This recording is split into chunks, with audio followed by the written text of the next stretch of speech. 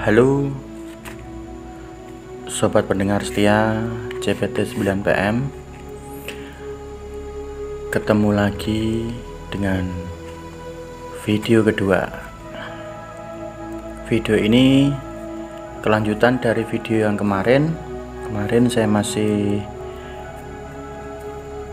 sampai pada cerita si X atau si orang yang didatangi tuyul tadi pindah dari kos-kosan. Nah, ini cerita yang berbeda, cerita yang agak berbeda dari yang kemarin. Karena kemarin adalah kasus yang pertama yang didatangi tuyul, kemudian korbannya pindah. Nah, untuk kali ini korbannya sisa orang yang masih menetap di kos-kosan tersebut. Jadi kalau yang kemarin korbannya pindah, sisa kos-kosan 7 anak itu serempak mengalami kehilangan uang di waktu yang berdekatan.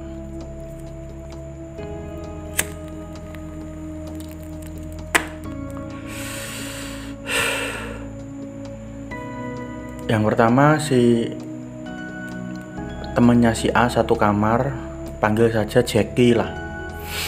Jackie ini di dompetnya kalau nggak salah habis ngambil uang di ATM, kemudian mau bayar buku atau bayar apa gitu, keperluan kuliah, sekitar 250.000.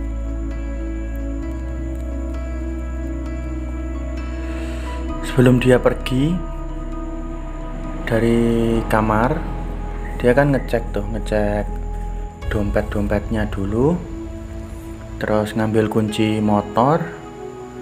Nah, pas lagi ngecek dompet itu uangnya tinggal 150.000 di dalam dompet, padahal dia masih ingat sebelum berangkat ke kampus itu dia sudah ngambil ATM 250.000. Nah, setelah beres-beres di kamar, habis mandi, sudah wangi, sudah mau berangkat ke kampus, dicek lagi dong uangnya. Ternyata uangnya tinggal 150, sedangkan kamar kosnya itu terkunci. Jadi kebiasaan setiap anak kos keluar dari kamar kos itu kamar kosnya selalu dikunci, supaya menghindari saling tuduh menuduh anak kos kalau ada sesuatu yang hilang. Jadi dikunci. Masing-masing anak kos itu punya kunci kamarnya sendiri-sendiri. Di satu kamar itu kan 2 anak. Nah, masing-masing itu punya duplikatnya kunci kamar kosnya itu. Nah, setelah dicek ternyata uangnya hilang 100.000. Nah, si Jack ini kan bingung, panik. Uang 100.000 di tahun 2011 itu udah ya gede lah, bisa dibilang lumayan. Nah, dia kan terus panik karena mau bayar bukunya kalau nggak salah 100, yang 50 untuk apa gitu iuran. Nah, 100.000-nya itu untuk makan 1 minggu rencananya, tapi malah keburu hilang. Panik dong, ribut satu kos-kosan. Setelah beberapa hari udah tuh kasus yang pertama selesai. Beberapa hari kamar sebelahnya kehilangan 100.000 juga. Kasusnya juga sama. Waktu itu habis ngambil ATM, terus mampir beli rokok, pulang ke kos-kosan, uangnya itu tinggal 100 gitu kalau nggak salah, ngambil 300.000. Kalau zaman dulu kan ATM masih ada yang 20 ribuan malah. Nah, itu ngambil 300, hilang 100.000. Jadi sisa yang ada di dompetnya itu tinggal 100 sekian gitu untuk beli rokok waktu itu. Udah tuh ribut, seminggu kemudian depan kamarnya kehilangan lagi. Nah, total uang yang diambil itu kalau nggak salah sampai, kalau di total satu kos-kosan itu 7 orang itu kalau nggak salah sampai 500.000 kalau nggak salah. Ada yang hilang 10.000, ada yang hilang 50, ada yang hilang 100, ada yang hilang 20 ribuan. Pokoknya hilangnya itu satu lembar berturut-turut. Nah, udah seperti itu, dicarilah jalan keluar. Ini gimana ini? Kok tiap hari kita, bukan tiap hari lah, selama 1 bulan itu beberapa kali kehilangan uang. Usullah ada orang di kos-kosan itu yang usul, salah satu dari mereka itu usul dibawa ke orang pinter lah ya, istilahnya begitu, paranormal. Lalu disuruh, ya seperti biasa paranormal itu bilang kalau itu ada pesugihan tuyul yang melihara tidak orang jauh, yang melihara bukan orang-orang jauh, orang-orang dekat-dekat kita aja, bukan orang jauh gitu ya. Pokoknya begitulah standar paranormal nasional lah ya, nggak orang jauh pasti orang dalam. Nah, kita kan bingung kalau orang dekat siapa yang ngambil. Makanya jangan sekali-kali kalian pada ke paranormal, pasti jawabannya begitu, bukan orang jauh lah, masih saudara lah, masih tetangga lah, dan lain sebagainya. Nah, disuruh naburin garam, terus disuruh naburin air, pokoknya disuruh ritual-ritual gitulah di antara 7 orang itu. Ya anehnya tetap dilakukan, walaupun walaupun nggak logis ya tetap dilakukan. Nabur garam itu buat apa ya? Aneh. Nabur garam. Nah, beberapa bulan setelah kejadian itu aman tuh, nggak ada lagi yang kehilangan uang sama sekali. Nah, setelah hampir 1 semester 6 bulan, tiba-tiba bapak kos ninggal. Bapak kosnya ninggal, terus tetangga-tetangga kan pada layat tuh, pada datang ke situ. Nah, kejadian uniknya malah terjadi setelah ngelayat. Setelah ngelayat, terus kita kan bukan kita ya, anak-anak kan yang ada di situ ya dimintai tolonglah untuk belanja waktu itu sama Pak RT, belanja keperluan pemakaman seperti kain kafan, terus batu nisan, terus jari, kapas, minyak untuk orang meninggal dan lain sebagainya. Nah, sama Pak RT itu dikasih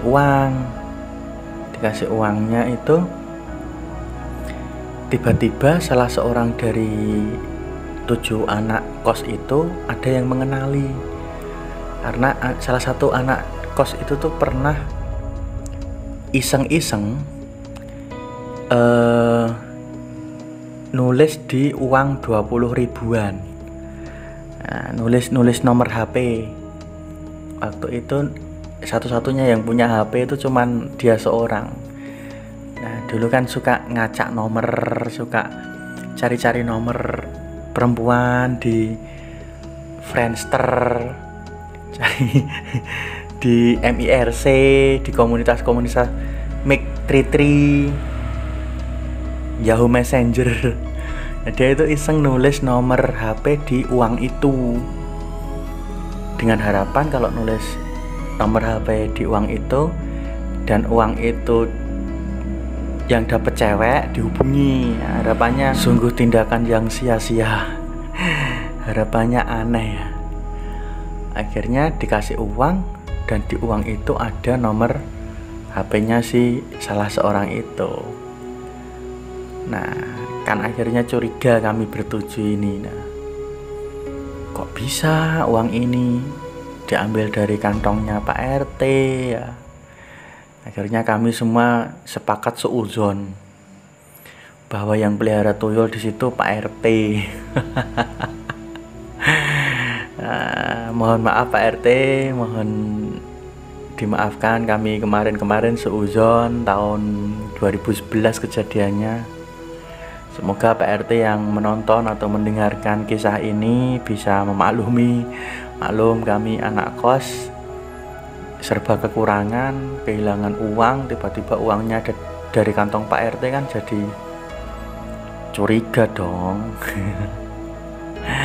Akhirnya kami sepakat semester depan tidak memperpanjang kos-kosan. Alasannya yang pertama adalah karena ada tuyul di situ, ada kendaraan sedang mau parkir. Padahal saya bikin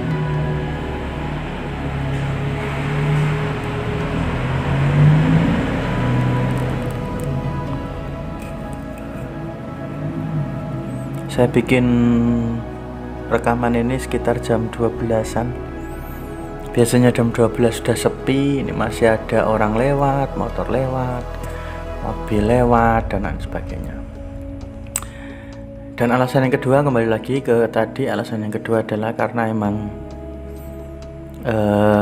ada kejadian yang membuat kami merasa harus pindah setelah kepergian bapak kos. Jadi bapak kos kami itu sebelum meninggal kan beliau punya anaknya kalau nggak salah satu dosen di universitas swasta itu. Nah, anaknya dua, yang pertama itu dosen, yang kedua masih pengangguran karena setelah lulus SMA nggak mau melanjutkan kuliah. Cita-citanya pengen jadi tentara, jadi latihan fisik kesana kemari. Nah, suatu ketika ada kejadian yang membuat kami harus pindah tentang Pak RT. Nanti di episode berikutnya kita akan membahas tentang kejadian apakah yang membuat kami bertujuh sepakat untuk pindah dari kos itu. Sebenarnya masih banyak cerita-cerita menarik tentang anak kos, tentang kejadian tragedi, ada mistisnya, ada kejadian romantisnya, ada kejadian konyolnya atau komedinya. Dan tetap stay tune di channel ini. Berikan pendapatmu, apa yang masih kurang, apa yang perlu kami bahas di kolom komentar. Kalau kamu punya cerita-cerita menarik, bisa kirimkan lewat email kami di cpt9pm@gmail.com. Cukup sekian dan selamat menikmati malam Anda.